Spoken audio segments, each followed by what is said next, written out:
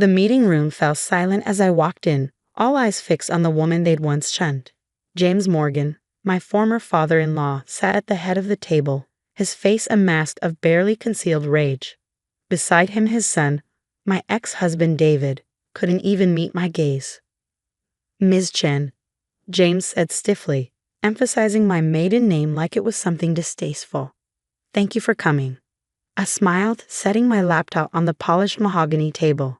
"It's still Mrs. Morgan, actually. The divorce papers were never filed." The color drained from David's face.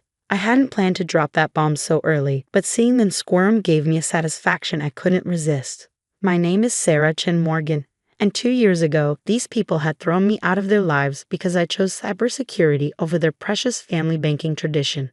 Now their multimillion-dollar empire was under attack, and I was their last hope." "Let's focus on the matter at hand," James said sharply, sliding a folder across the table.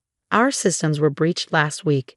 The hackers are threatening to release sensitive client data unless we pay $20 million within 48 hours.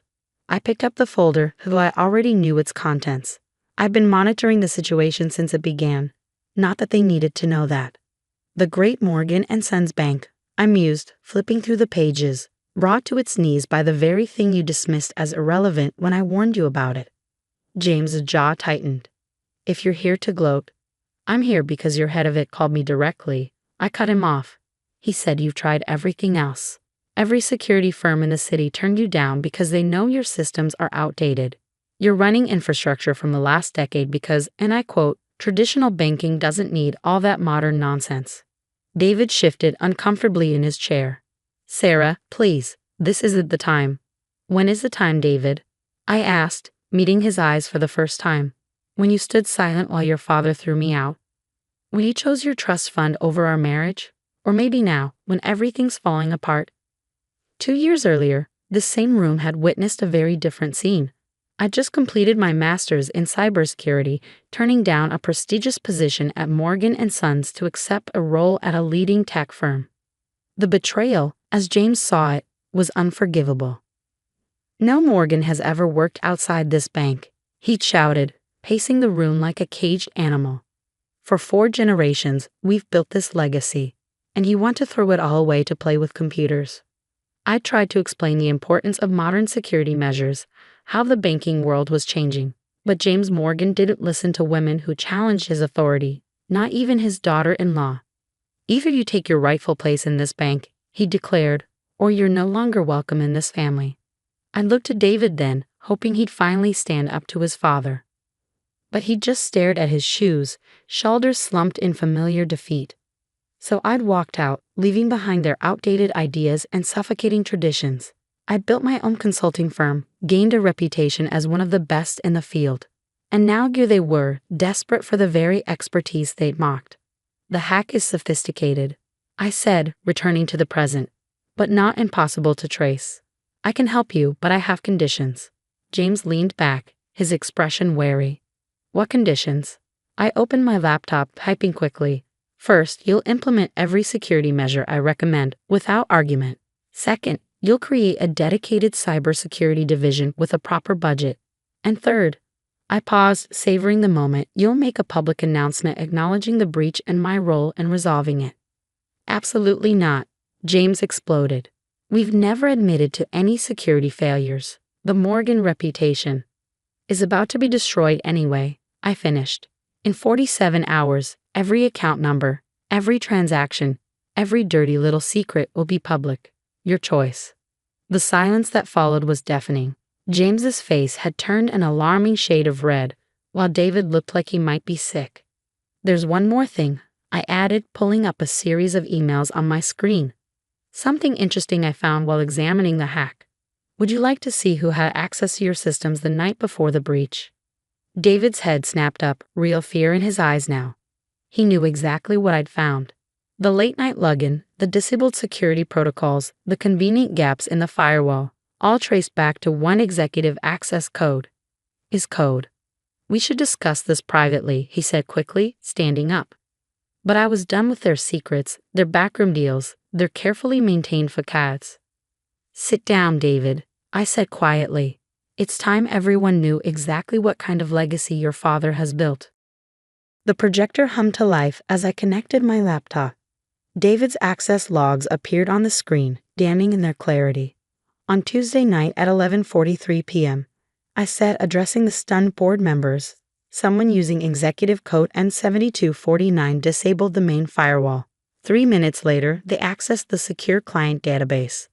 By midnight, the backup systems were compromised. I turned to David. Would you like to explain why your code was used, or should I continue? James slammed his fist on the table. This is absurd. My son would never. Your son has been embezzling from Morgan and Sons for the past year. I cut in, switching to a new slide. Small amounts at first, carefully hidden in transaction fees. But lately he's gotten bolder. Haven't you, David? The room erupted in whispers as I displayed the evidence: transaction records, offshore accounts, falsified audits. David had been busy since I'd left, though not in ways his father would approve. You've been watching us, David said, his voice barely above a whisper. All this time. I nodded. Did you really think I'd walk away completely? I built half these systems. I know every backdoor, every vulnerability, including the ones you exploited. Why? James demanded, turning on his son. We gave you everything. David laughed, a hollow sound that echoed through the room. Everything except a choice. Did you ever ask what I wanted, Dad? If I wanted to spend my life trapped in this mausoleum of tradition. I watched my ex-husband carefully. The perfect Morgan hair was crumbling before our eyes, years of resentment spilling out. The hack, one of the board members, spoke up. Was it you? David shook his head. No, I made it possible. They approached me months ago. Said they could help me disappear, start fresh. All I had to do was leave a door open. You fool, James hissed. You've destroyed everything we've built. You destroyed it, David shot back. With your rigid rules, your impossible standards. Sarah was right about modernizing, about the security risks, but you wouldn't listen. You never listen. I cleared my throat. As fascinating as this family therapy session is, we're running out of time. The hackers don't care about your drama. They want their money, or everything goes public in. I checked my watch, 46 hours. James seemed to deflate, suddenly looking every bit his 65 years. Can you stop them? Yes, I said simply. I've already identified their location and method of attack. But my conditions stand, and I'm adding one more. What now? James asked warily. David turns himself in. No cover-up, no quiet resignation. The authorities need to know exactly what happened. David stood up so fast his chair toppled backward. You can't be serious. Sarah, please, we were married. Doesn't that mean anything? I met his gaze steadily. It meant everything. That's why I waited 2 years to find the right moment. To show your father exactly what happens when he values his precious legacy over people. You planned this? James said slowly, realization dawning. You knew about David's activities all along. You waited until we were desperate. I learned from the best, I replied coldly. Isn't that what Morgans do? Use every advantage, never show weakness. You taught me well during those family dinners, James. The board members watched our exchange like a tennis match, decades of Morgan family dysfunction playing out before them. Some looked horrified, others oddly fascinated. Time's running out, I reminded them, closing my laptop. I'll be in my office when you're ready to meet my terms. All of them. I gathered my things, enjoying the heavy silence. At the door, I paused. Oh, and David, those divorce papers you never filed? I have copies in my office. We can deal with that after you've turned yourself in. As I walked out, I heard James's voice, surprisingly quiet. What have we done? What indeed, I thought, stepping into the elevator. The Morgans had spent generations building their fortress of wealth and tradition, never realizing they were sealing themselves in a tomb.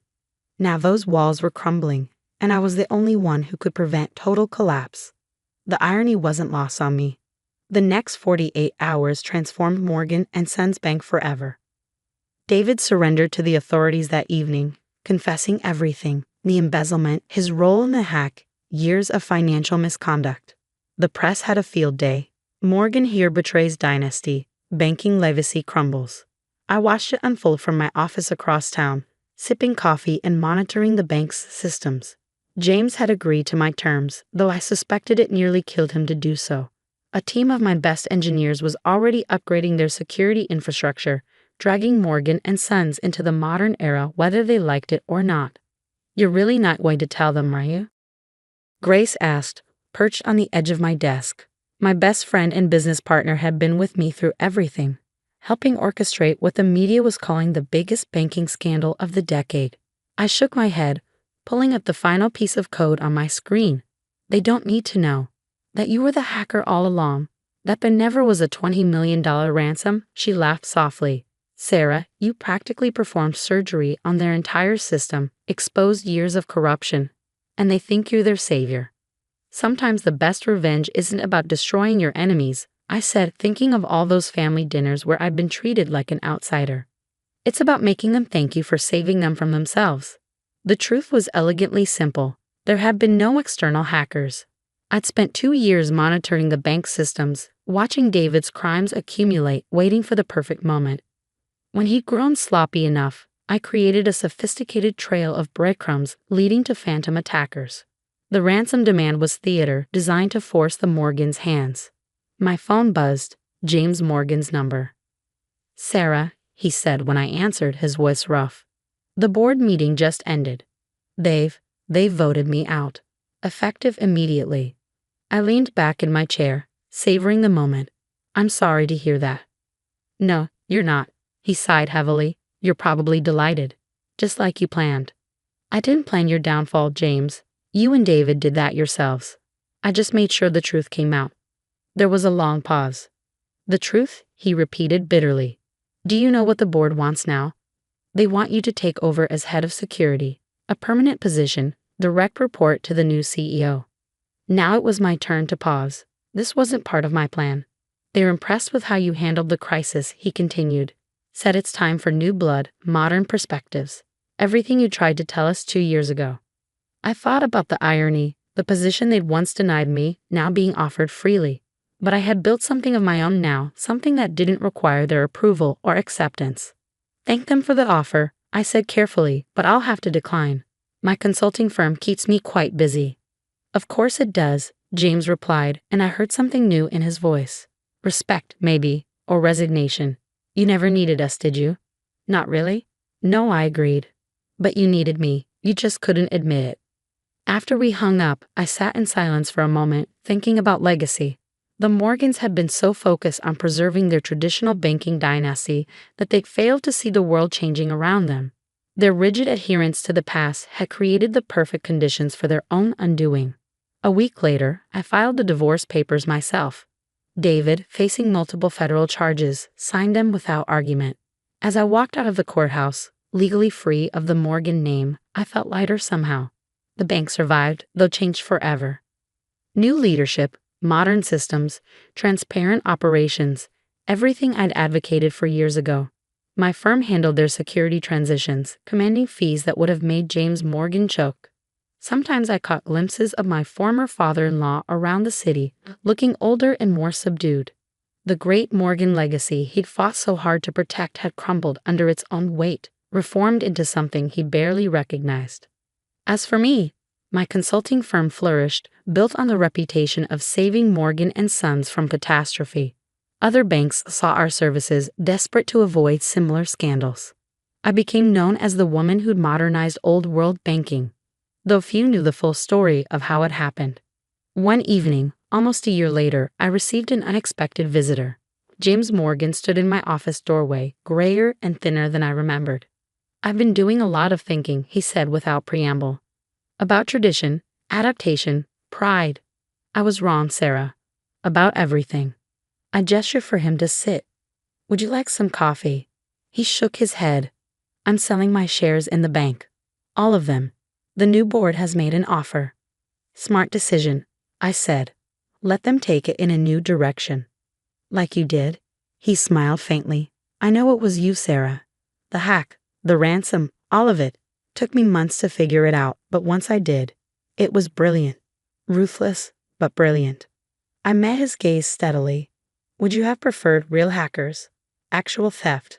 Sometimes the best protection comes from someone who knows exactly where you're vulnerable. He nodded slowly. You found our weakness, not in the systems, but in our pride, our refusal to change. He stood up, straightening his jacket. I just wanted you to know. I understand now. What you were trying to tell us all along. As he turned to leave, I called after him. James, thank you. For what? For teaching me that sometimes the strongest legacy isn't the one we inherit, I said. It's the one we build for ourselves. He smiled, a real smile this time. Goodbye, Sarah. Make sure they do better than we did. I watched him go, thinking about legacy, redemption, and the price of pride. The Morgans had wanted to preserve their dynasty at all costs, never realizing that true strength comes from being willing to tear everything down and build something better from the ruins. In the end, that was my real revenge, not destroying their legacy, but transforming it into something worthy of survival. Something that would last long after the old guard had faded away. And maybe, just maybe, that was the greatest victory of all.